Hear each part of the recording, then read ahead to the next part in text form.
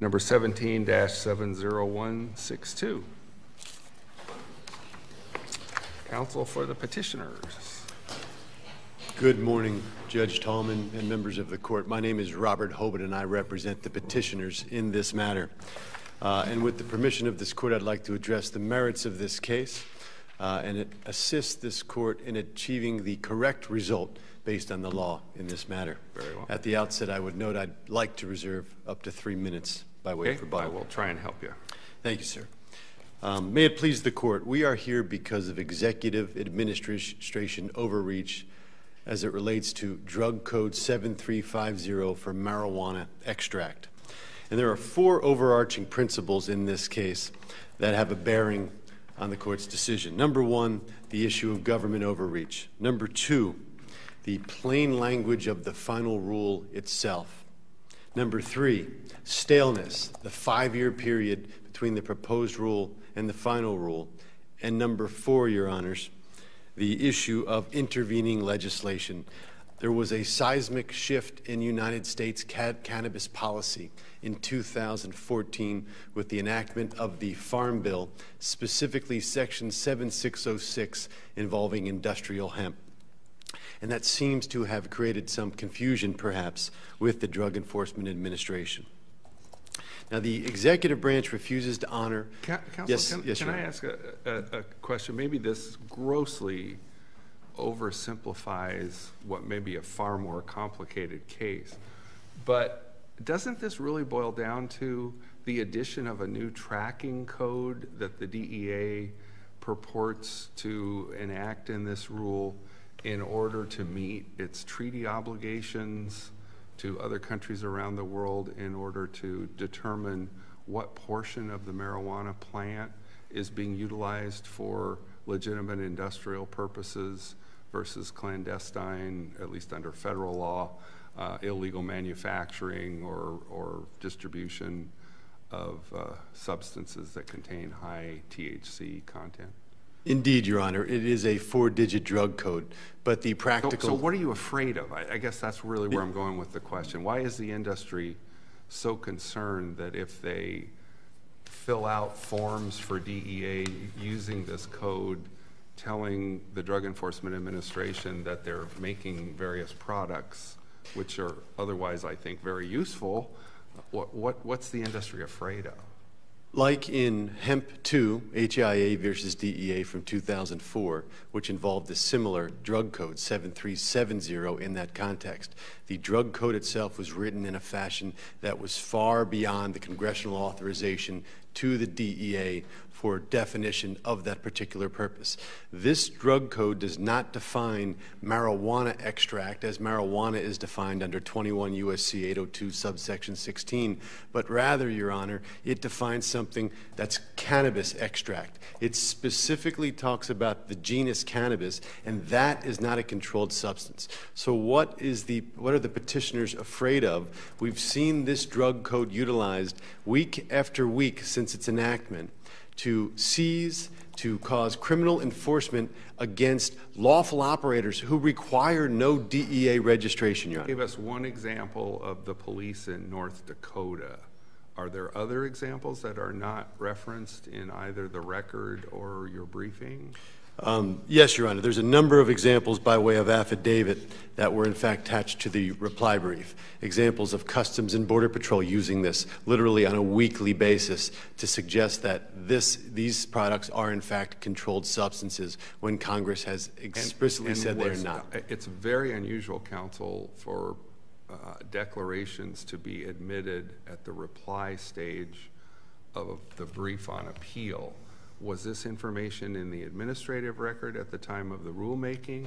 No, sir. Or are you now adding additional information at the reply stage of the Court of Appeals? For the first time, the injury element was challenged in the response brief. Therefore, we attached affidavits in response to that particular item raised by the DEA in our reply brief, and there were a dozen affidavits detailing the injury and the practical impact and application of this 4-digit drug code. Do you have any authority that permits us to expand the record in this way? Because I'm not certain whether or not we can properly consider it. Your Honor, I believe this goes to a standing issue, standing in terms of the injury issue, and I see no requirement under the law, procedurally or otherwise, that would limit the petitioner's ability to suggest and respond, frankly, to a pointed challenge to standing and injury in this case, and that's why those affidavits ended up in the reply brief. All right. So there is very real injury that occurs by virtue of the application of this rule. This rule on its face, if you read the rule on its face, it does not comply with the law. It's unfair to the sister agencies of the DEA, both at the state and federal level. It's unfair to law enforcement to have this 4-digit code. Let me follow up on Judge Tallman's dialogue with you. It seems to me that your legal challenge through the administrative process is what you must do to have us contravene the rule. But it seems to me what the industry is concerned about is that the stalks the members of the industry use to produce industrial products may become a scheduled substance because they contain some amount of cannabinoid. I mean, it seems to me that at the heart of the matter, that's what you're, quote unquote, concerned about, afraid of. How are you? Am I right about that? Stalks, based on the definition of marijuana, which is limited. However, Your Honor, the Farm Bill authorized the entire plant, plant, so long as it's below 0.3%, to be utilized for these purposes. This rule explicitly makes those products, which are lawful. Congress has said that they're lawful. It makes them controlled substances. Right. Okay, I understand that. The clarification of the final rule, however, states that the final rule wouldn't apply to portions of the plant with only, quote, trace amounts of cannabinoids. So effectively, it seems the DEA, at the end of the day, is aware of your concern and seems to have addressed it. Is it your position under your APA challenge that even with that clarification of the final rule, that the overriding procedural issues are so disturbing that we should nevertheless throw the rule out and have them start from scratch, if at all? The stem and the root of the problem is the final rule itself, Your Honor. With regard to the clarification, again, I go back to fundamental fairness, not just to the petitioners, but to sister agencies. How can an agency such as Customs, such as the U.S. Patent and Trademark Office, so forth and so on, look at the rule, which says one thing, and then a clarification, which I would note has no force and effect of law whatsoever, and was not enacted as a legislative rule, but rather simply a policy statement? How can an agency look at both of those? So do we give any kind of deference to that, either under Chevron or Auer or any of the other precedents that talk about an agency with expertise in this area interpreting a regulation that it has just adopted? Like in Hemp 2, Your Honor, no Chevron deference should be afforded to the DEA here. And there's a very simple reason why. As you look at the Chevron case, the predicate is that there's ambiguity or lack of clarity in the law.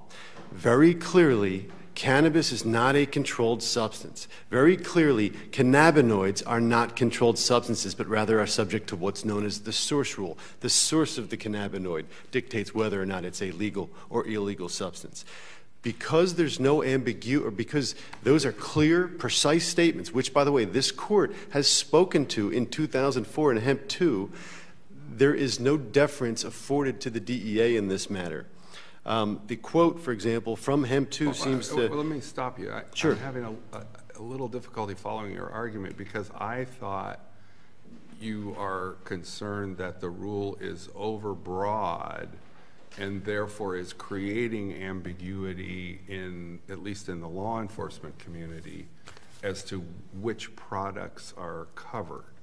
So aren't you really challenging the rule as being ambiguous here? No, the rule is extremely clear. The law that underlies the rule, the law that Congress has enacted, which authorizes the DEA to enact certain provisions, that is what's clear. This rule does not follow that law.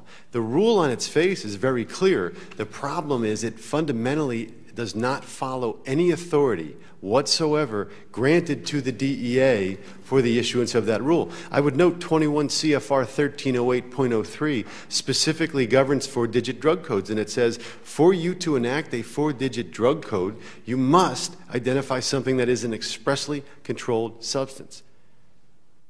Genus cannabis is not. Cannabinoids are not.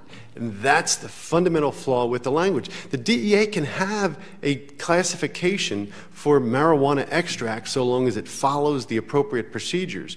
But that must say something akin to marijuana extract is an extract from marijuana as it is precisely defined under 21 U.S.C. 802.16, not the genus cannabis, because even the definition of marijuana does not say genus cannabis. It's the broadest classification. Is it your position that in furtherance of whatever our obligations are under international treaties, which are law binding on the agency, that it is completely improper for DEA to create a tracking code in order to meet those treaty obligations? If the tracking code flowed from the congressional delegation of the law, then sure. But I would suggest that that is a bald statement without justification. I'm not sure that's correct, counsel, because doesn't the treaty constitute an independent source of law that does not require congressional implementing legislation? It establishes an obligation that the United States agrees to be bound by when we enter into the treaty.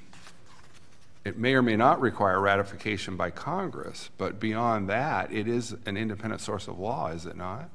It is, but the proper procedure pursuant to the UN treaty was not followed here. The Attorney General has the authorization to schedule a new substance, which, by the way, is precisely what this rule does. It schedules things that Congress had not previously scheduled. And if the Attorney General chose to do that in alleged compliance with its UN obligations, there are specific findings and specific processes under 21 U.S.C. 811(1)D that must be followed, and that did not occur here, Your Honor. Okay. You wanted to save about 3 minutes? I do, Your Honor. Thank you. Very well. Let's hear from the DEA. May it please the court, Sarah Carroll on behalf of the government. Judge Tallman, I think you put it just right when you described this as just the addition of a new tracking code, basically for administrative purposes. This new identification number applies simply to a subset of the substances that the CSA has always defined as marijuana, which has always been a Schedule I substance under the CSA. And this is clear from the preamble to the rule. DEA said that several times in the preamble in a few different ways. DEA has since issued guidance, as Judge Murphy pointed out, which says in a few more ways that this new tracking code does not apply to any substance that wasn't previously controlled. DEA has said in this litigation, I'm here telling you today that this does not apply to anything new, and all of those statements are entitled to deference under Auer v. Robbins. They're given controlling weight as DEA's interpretation of its own regulation. So is the difficulty here born of the fact that the marijuana plant has various components, if I can use that term, some of which contain high quantities of THC or cannabinoids that are clearly scheduled under Schedule I of the Controlled Substances Act, but other parts of the plant have only trace amounts and are therefore useful for, if I can use the term, non-hallucinogenic purposes in industrial uses, and that this code is essentially trying to separate the hallucinogenic portions of the plant from the non-hallucinogenic portions. So you're absolutely right, Your Honor, that the CSA treats different parts of the cannabis plant differently depending on which parts they are, and I think it does track basically along the lines that you described. But I want to be very clear that this code number applies only to the parts of the cannabis plant that are within the CSA definition of marijuana that are controlled. It does not apply at all to the parts that Congress exempted. Well, okay. The nature of the problem, as I understand it, is that the stalks, if you will, contain trace amounts of the substances that are hallucinogenic, and those had been scheduled long ago in the CSA. The rulemaking proceeded as you have suggested here, but the industry has this concern that given the way government operates, arguments of overreach, things of this nature, the rule is not and cannot ever be clear, because ultimately some enterprising DEA, FBI, Homeland Security agent, ICE agent, whatever the case may be, could read the stalks as being subject to the schedule. That's what I understand their concern is. Am I generally right about that? Or? That's basically my understanding as well, but DEA has said expressly that it does not read this code number as... Okay, that's very good. Now here's my problem with that. My problem with that is that can we extrapolate from the rule the general good faith of the federal agency who's going to be enforcing it, or do the petitioners have a real point here that, okay, most DEA agents, most counsel like Ms. Carroll are genuinely well-intended people, but there's confusion here such that somebody can seize a bunch of hemp from a manufacturer in whatever state and deem it to be scheduled and prosecute them. If someone did that, the remedy would be to challenge that seizure in whatever proceeding was appropriate and say, hey, you misunderstood federal law. This is, hemp that's exempt from CSA regulation, and it was wrong for you to seize it. And you could, in fact, rely on DEA's statements in the preamble, DEA's statements in its guidance, and those would probably help you get a pretty long way if your substance really was exempt from the CSA. There's an old ancient curse. May you have a lawsuit with a valid defense. That's what that sounds like. I think that, if something really was outside of CSA regulation, either because it was from an exempt part of the cannabis plant or because it was truly within the four corners of the Farm Bill, then someone would have a valid defense in an enforcement proceeding. Has the DEA responded in any way to industry concerns about overreach? Well, DEA... And by response, I mean telling the police in North Dakota or whatever, hey, there's no change here, it's simply a clarification, and what you're doing is outside the scope of what we intended. So last March, DEA issued this public guidance document in response to questions that it had been receiving, in which it stated very clearly that this does not apply to any new substances. If something is exempt from the CSA, this new code number does not apply to it, and that's publicly available. And of course, if a local law enforcement officer is confused about the regulation, the officer can look at that clarification. If one of petitioner's members is confronted with some kind of problem, they can rely on the clarification to establish that their activity is fine under federal law and that this regulation doesn't do anything new that's substantive. I would also note that petitioners failed to participate in any way in the rulemaking proceeding, which under basic principles of administrative law is another reason that the petition for review should be dismissed. But other folks did, and some of them raised some of the concerns hemp industry has, correct? It's true that people did participate in the proceeding. Petitioners rely on one comment that asked a question about the status of one particular cannabinoid. DEA answered that question, and then that commenter went on to say that that cannabinoid was exempt from the CSA. And this DEA, is Sherry's comment? Yes, Sherry Berry, I think. Sherry Berry, not the candy maker?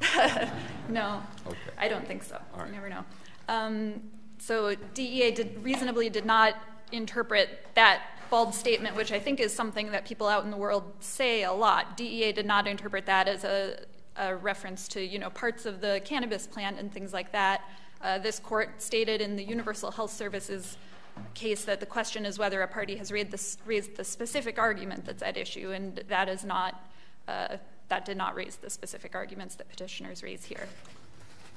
I'm happy to answer any further questions the court might have. Anything more? I think nothing further. Thank you very much. The petition for review should be dismissed. Thank you.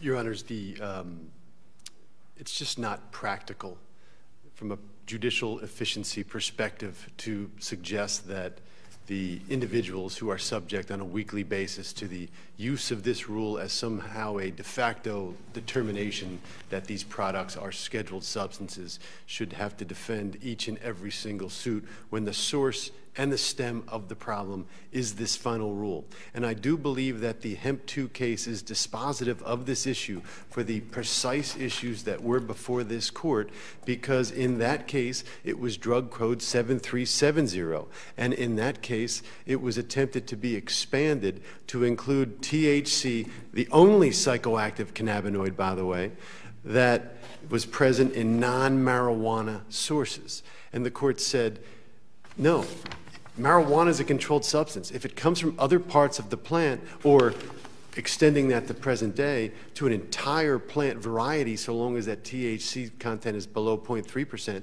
a la the Farm Bill, then it's not a controlled substance. And it also did the same thing as we see here, Your Honors, and that is the genus cannabis is not a controlled substance. So to take that to its logical conclusion, take an extract from the genus cannabis.